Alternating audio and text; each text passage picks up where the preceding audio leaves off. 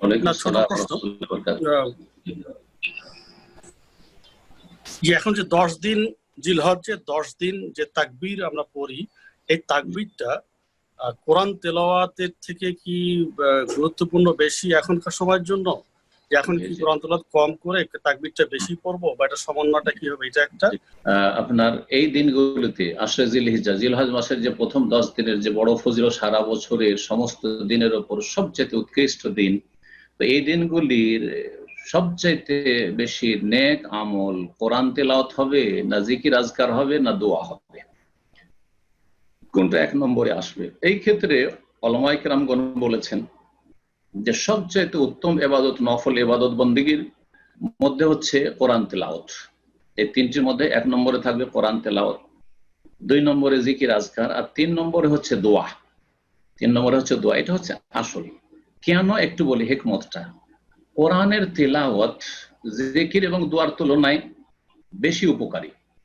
কোরআনে যে ব্যক্তি তেলাওয়াত করে আসল হচ্ছে সে অর্থ বুঝে তেলাওয়াত করবে, এটা হচ্ছে আসল। কিন্তু সুতরাং যে ব্যক্তি কোরআনের তেলাওয়াত করলো সেই ব্যক্তি ইলম হাসিল করলো, সেই ব্যক্তি কোরআনের তেলাওয়াত যে এক একটি অক্ষরে 10 নেকির সওয়াবও পেল, আমলও করলো, এবং সেই ব্যক্তি যখন ইলম হাসিল করলো তখন এই ইলমটা অন্যকে দিয়ে উপকৃত করতে পারবে। সুতরাং এর লাভটা শুধু নিজের মধ্যে সীমিত না, অন্য পর্যন্ত এই লাভটা পৌঁছাবে, বহু মানুষ পর্যন্ত এই লাভটা পৌঁছাবে। উদাহরণ দিয়ে বলি, যদি আমি আধা ঘন্টা তেলাওয়াত করি, বেশ কিছু মাসাইল আমার সামনে দিয়ে গেল, ইবাদত বন্দেগী, তাওহীদ, আকীদার বিষয়, মাসলা মাসাইলের বিষয় কোরআনে কারিমে অনেক আছে, অনেক আখলাকের কথা আছে, অনেক হালাল হারাম আছে, আমার সামনে দিয়ে গেল, তাহলে সেই ইলমটা আমার ফ্রেশ হলো বা নতুন হয়ে আসলো আমার কাছে। সেই ইলমটা শিখার পরে আমি ইলম শিখলাম প্রথম, যেটা একটা বড় ইবাদত, তারপরে নিজে আমল করলাম, আর এক ইবাদত। আর একটা হচ্ছে আপনাদেরকে দাওয়াতের মাধ্যমে সেই কথাগুলি তালিম দিলাম, পৌঁছাইলাম। তাহলে এর নাফাটা হচ্ছে মুতাআদ্দি, মানে আমার মধ্যে সীমিত থাকলো না। পক্ষান্তরে এই আধা ঘন্টা যদি আমি জিকির আজকার করি, আল্লাহর জিকির আজকার, সুবহানাল্লাহ, আলহামদুলিল্লাহ, আল্লাহু আকবার, লা ইলাহা ইল্লাল্লাহ ইত্যাদি, আল্লাহু আকবার, আল্লাহু আকবার, লা ইলাহা ইল্লাল্লাহ, আল্লাহু আকবার, আল্লাহু আকবার, লিল্লাহিল হামদ করলাম, বিভিন্ন জিকির আজকার করলাম, সুবহানাল্লাহি ওয়া বিহামদিহি, সুবহানাল্লাহি সুবহানাল্লাহি ওয়া বিহামদিহি, আদাদা খালকিহি ওয়া রিজা নাফসিহি ওয়া জিনাতা আরশিহি ওয়া মিদাদা কালিমাতিহি। তাহলে হলো কি, এর উপকারিতা শুধু আমার মধ্যে সীমিত, এর দ্বারা আপনারা মোটেই লাভবান হবেন না, কারণ এর সব আমি পাবো। এই জিকির আজকারগুলি আমার আমল হইল, হ্যাঁ, আমার খাতায় শুধু নেকি গেল, কিন্তু আপনাদের এর দ্বারা লাভ হবে না। ঠিক ওই রকমই দোয়া করলো, দোয়ার চাইতে জিকির আজকার কেন উত্তম? 2 নম্বরে জিকির আজকার, 3 নম্বরে দোয়া কেন বললাম এটাও শুনেন। এই জন্য যে জিকির হচ্ছে নিঃস্বার্থভাবে আল্লাহর গুণগান পেশ করা, তাতে কিছু যাচ্চা করলেন না, চাইলেন না আপনি। দেখেন যতগুলি জিকির আজকার আছে, জিকির এই অর্থে যে জিকির, সেই অর্থে কিন্তু ব্যাপক অর্থে জিকির তো কোরআনে কারিমে সবচেয়ে উত্তম জিকির, ইন্না নাহনু নাযালনা যিকরা। কিন্তু যে জিকির আজকার আমাদের পরিভাষা, তাতে যে জিকির আজকার, সুবহানাল্লাহ, আলহামদুলিল্লাহ, যে আজকার রয়েছে, সকাল সন্ধ্যার জিকির আজকার, সালাতের পরে জিকির আজকার, এতে কিন্তু তেমন কিছু চাইলাম না, শুধু আল্লাহর গুণগান করলাম, গুণগান করলাম। পক্ষান্তরে যখন দোয়া করলাম, দোয়ার দুটা দিক আছে, দোয়ায়ে মাসআলা এবং দোয়া ইবাদত।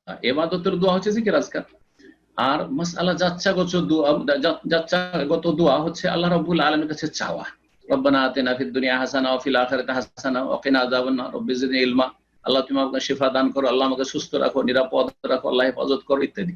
তাহলে এতে আমি নিজের স্বার্থে কিছু চাইলাম, নিজের স্বার্থ চাওয়া হচ্ছে দোয়া, আর শুধুমাত্র নিজের জন্য কিছু না চেয়ে শুধু আল্লাহর গুণগান করা হচ্ছে জিকির। সুতরাং জিকিরের দোয়ার তুলনায় বেশি ইখলাস আছে, যার ফলে জিকির দোয়ার তুলনায় উত্তম। এটা হচ্ছে আসল। কিন্তু কখনো কখনো ব্যক্তি বিশেষে, কাল বা স্থান বিশেষে, অথবা অবস্থা বিশেষে দোয়া বা জিকিরের গুরুত্ব বেশি বেড়ে যাবে কোরআন তেলাওয়াতের তুলনায়। কেমন? যেমন এক্ষুনি আজান হচ্ছে আর আমি কোরআন তেলাওয়াত করছি, তাহলে এখানে কোরআন তেলাওয়াত উত্তম না আজানের জবাব দেওয়া উত্তম? নিঃসন্দেহে বলবেন একজন যার মোটামুটি জ্ঞান আছে ইসলাম সম্পর্কে, জানে এখন আজানের উত্তর দেওয়া উত্তম। কারণ কোরআন তেলাওয়াতের জন্য আমার কাছে যথেষ্ট সময়, যে কোনো সময় কোরআন তেলাওয়াত করতে পারবো। কিন্তু আজানের জবাবগুলো এখন যদি না দিই, আর আজানের পরে যে দোয়াগুলি আছে এখন না পাঠ করি, তো পরে পড়লে হবে না, পরে উত্তর দিলে হবে না, কোনো সওয়াব হবে না, বরং বিদআত হবে। সীমিত সময়, এই সময় আজানের উত্তরগুলো দিতে হবে। এইরকম ফরজ সালাতের সালাম ফেরার পরে জিকির আজকার রয়েছে, সেখানে জিকির আজকারের জন্য এই সময়টা সীমিত। এই সময় যদি কোরআন তেলাওয়াত করতে লাগে না, কোরআন তেলাওয়াতের সারাদিন রাত 24 ঘন্টা কোরআন তেলাওয়াত করতে পারবেন, কিন্তু জিকির আজকার এই ফরজ সালাতের সাথে সম্পৃক্ত, ফরজ সালাতের পরেই করতে হবে। সুতরাং এই ক্ষেত্রে জিকির আজকার গুরুত্ব বেশি। কখনো কখনো দোয়ার গুরুত্ব বেশি হয়ে যাবে জিকিরের চাইতেও, কোরআন তেলাওয়াত চাইতে। কখন? এটা যখন দেখছেন যে আমি এই সময়টাই আমার অন্তরের অবস্থা, ব্যক্তি বিশেষে বললাম, আমার অন্তরের অবস্থা এমন যে এখন যদি দোয়া করি তো আমার খুশু বেশি আসবে, আমার অন্তর বেশি নরম হবে, আমার চোখে পানি আসবে, আমি আল্লাহর দিকে বেশি ঝাঁপাতে পারবো, আল্লাহ অভিমুখী হতে পারবো, আমার মধ্যে আমার অন্তরটা বেশি নরম হবে, এবং আমার মধ্যে আখিরাতমুখী হওয়াটা বেশি আসবে। সুতরাং সেই সময় দোয়া উত্তম হতে পারে। তো বিভিন্ন পরিস্থিতিতে কখনো কখনো জিকির আজকার এবং দোয়া উত্তম হয়ে যাবে। এই সময়টায় জিলহজ মাসের এই 10 দিনে কোরআন তেলাওয়াত করা সবচেয়ে উত্তম হচ্ছে। কিছু সময় কোরআন তেলাওয়াত করেন, কিছু সময় জিকির আজকার করেন, কিছু সময় দোয়া করেন। কিন্তু কোন কোন জায়গায়, কোন কোন ক্ষেত্রে, ব্যক্তি বিশেষে, পরিবেশ বিশেষে, স্থান বিশেষে, সময় বিশেষে জিকিরের গুরুত্ব বেশি বেড়ে যাবে। কারণ এই সময় তাকবীরের গুরুত্ব এই জন্য বেশি যে তাকবীরের সুন্নতটি প্রায় উঠেই গেছে।